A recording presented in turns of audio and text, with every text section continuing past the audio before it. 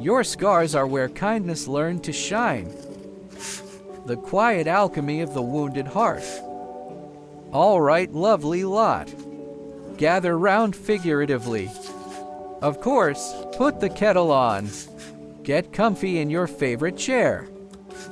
Maybe the one with the slightly lumpy cushion, but the proper lovely view. We need to have a proper chat about something we all carry, often tucked away. Our scars, not just the ones you can see from that time you took a tumble off your bike aged 7. Bless you. No, I mean the other kind. The ones life etches onto your spirit, the losses, the heartaches, the disappointments, the moments that knock the wind right out of you. Here's the thing, the truly beautiful, almost magical thing we often miss in the thick of it. Your scars are where kindness learned to shine. Sounds a bit poetic, doesn't it? Maybe even a bit daft when you lay right in the middle of feeling the sting. But stick with me, there's a deep, warm truth here. One icon you'll recognize in your own story if you look close enough. Life can wallop you, let's be honest. We've all been there. That job rejection that felt personal, the friendship that fizzled out and left you bewildered, the grief that sits heavy in your chest like a cold stone, the anxiety that whispers worries in the quiet hours. Maybe it was a betrayal, a dream deferred, or just the relentless grind wearing you down. These aren't just bad days. They are experiences that leave marks. They change the landscape of your heart. And in the moment, it hurts. It feels raw, exposed, maybe even shameful. We want to hide the scar tissue, cover it up, pretend it's not there. We might build walls, put on a brave face, that famous British stiff upper lip. Isn't always helpful, is it? Or just feel a bit numb. But here's where the quiet alchemy happens. Imagine a piece of fine porcelain, dropped and shattered, devastating, right? Utterly ruined. But then, imagine someone painstakingly gathering every fragment. Instead of hiding the breaks, they mend it with pure gold. The Japanese call this kintsugi, literally golden joinery.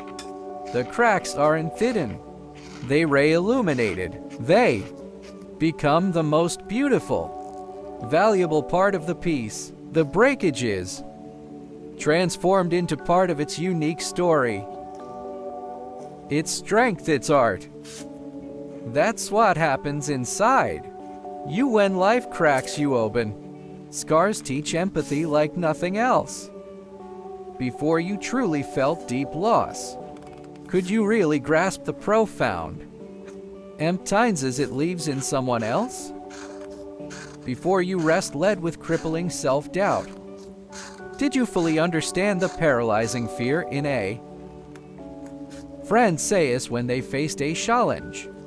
Probably not. Your own wounded places become translators. They allow you to decode the unspoken pain in others.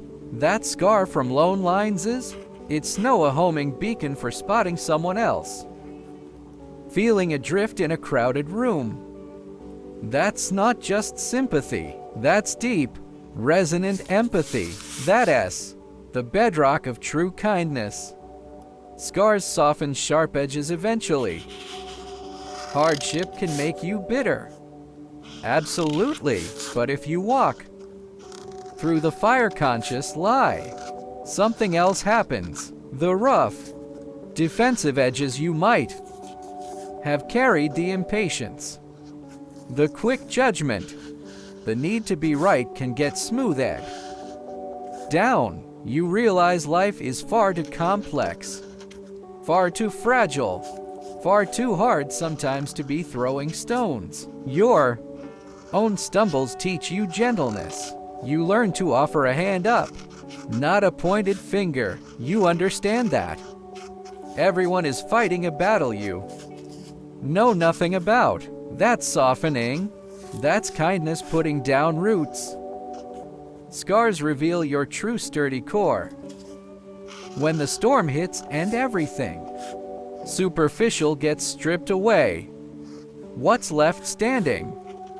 That's you, your genuine resilience, your quiet courage, the fundamental decency that maybe even you didn't fully appreciate before. Surviving the wounding shows you your own strength, and knowing your own strength allows you to be strong for others. You become a Safi Harbor because you know what it feels like to be tossed on rough seas. Your stability, forged in difficulty, becomes a kindness you offer simply by being present and steady. Scars make you a keeper of gentle words and small mercies. Remember the exact phrase that cut you deeply? Or the small, unexpected gesture that felt like a lifeline when you were drowning? Scars give you an intimate knowledge of the power of words and actions. You become exquisitely aware of how a thoughtless comment can land, and how at any act of consideration a cuppa made just right when someone's overwhelmed. A simple "I see you're struggling. How can I help?"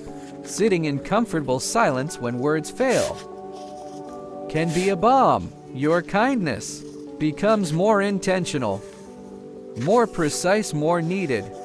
Shining doesn't mean shouting. This kindness born from scars isn't usually loud or performative. It's not about grand gestures plastered online. It's the quiet magic woven into the everyday fabric of life. The understanding pause, that split-second hesitation before reacting, because you recognize the flicker of panic or hurt in the other person, says a recognition only your own scars could give you. The unspoken comfort, simply sitting with someone in their grief. No platitudes, just presence. Because you know words often fail. The boundaries set with love. Knowing your own limits, born from past overwhelm, and saying no gracefully to protect your energy, so you can show up kindly when it truly matters. For my British American family, your strength is your softness. To my wonderful fans across the pond, you lot carry a unique blend, that British reserve, that pragmatic keep calm and carry on spirit, mixed with the American openness and drive. Sometimes that reserve can make it tough to show the soft underbelly, the scars, but here's what I see in you. Your greatest strength often lies in that very softness forged by fire. It's in the community spirit that rallies when times are hard. It's in the dry wit that diffuses tension but carries an undercurrent of warmth. It's in the quiet dignity of enduring and the profound kindness offered without fuss.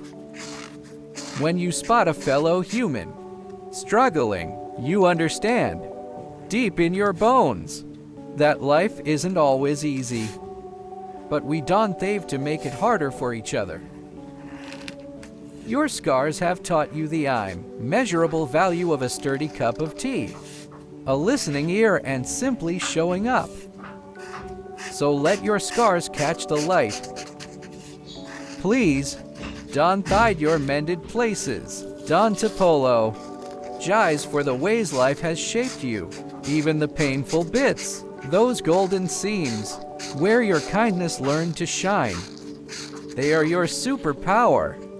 They are the proof you've lived, you've loved, you've lost, and you've chosen to grow softer, not harder. Every time you offer understanding instead of judgment, patience instead of frustration, a quiet act of support instead of indifference, that's your scars shining. That's the alchemy. That's the gold. The world can feel a bit cold and sharp sometimes, can't it? But your kindness, born from knowing what it means to be wounded, is radiant warmth. It's a light that says, I see you're hurt. I've been in the neighborhood myself. You ray not alone. And look, even from broken places, something truly beautiful can grow.